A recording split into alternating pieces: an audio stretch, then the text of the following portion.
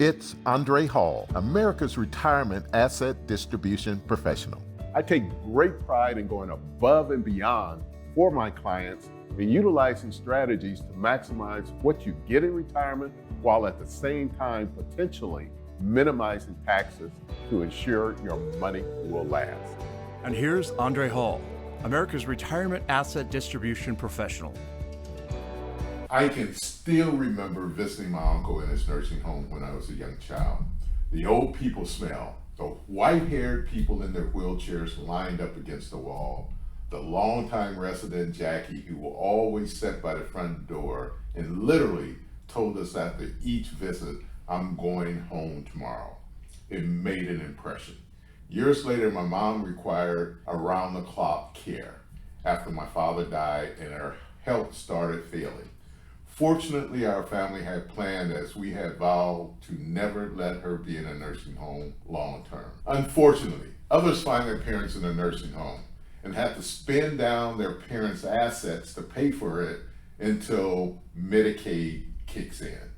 My mother, on the other hand, lived in her own home until her death at age 94. She had suffered from Alzheimer's the last 9 years of her life and needed around-the-clock nursing care. My visits to her also made a huge impression, and I knew where I wanted to end up if I ever got too old or sick to take care of myself. Part of long-term care planning is knowing what kind of care to plan for.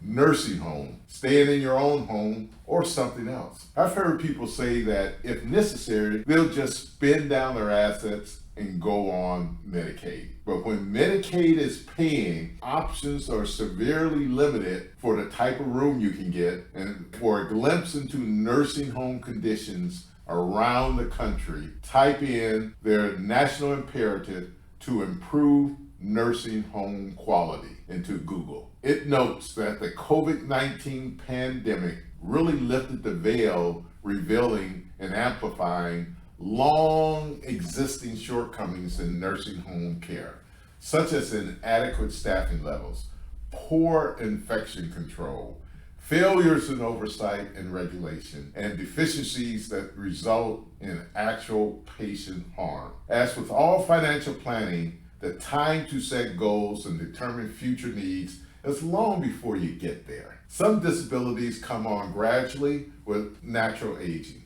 Others are more sudden, like strokes or heart attacks, for instance. When the time comes, you want to be ready. The first step is deciding what you want. The next step is figuring out what you have to do to achieve that outcome. For example, I have some friends that are starting to age, have decided they'd like to remain in their own home as long as possible. They've thought about downsizing to a smaller, low-maintenance condo closer to their kids. But housing prices are higher where they were looking, and they'll end up paying more for a less desirable place. Their current home has plenty of space, and they love it. The major expense, depending on their changing healthcare needs, could be home health services.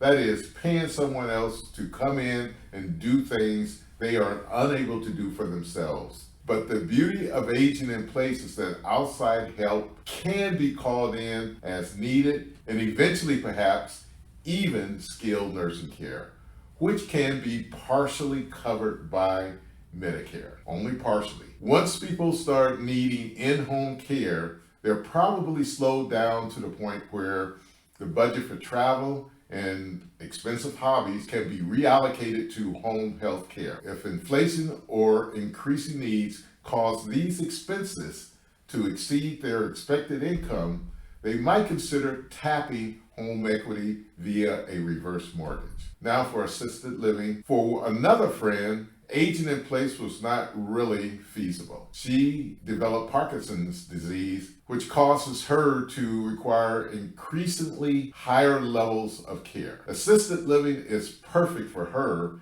as she can get help with bathing and dressing, and all meals are provided. She has a spacious unit in an assisted living facility that is hardly different from the condo she came from. What's different is that people come in several times a day to help her. Rent's not cheap, but luckily she bought long-term care insurance many years ago and our costs are mostly covered. Continuing care retirement communities are a good solution for some, especially for couples with differing care needs. These communities consist of independent living, assisted living, and nursing home care, all under one campus. The living spaces change from community to community, but usually includes houses, cottages, townhomes, duplexes, and apartments. One reason individuals are reluctant to have the long-term care conversation is that they equate long-term care with nursing homes. However, the whole reason we should have this conversation is to keep you out of nursing homes. We can do this by working to maximize your nest egg and perhaps taking advantage of some of the long-term care products which are designed to give you your own way of living in later years, whether it's staying in your own home or finding a nice place where you can live and get the care you need. I look forward to talking to you soon.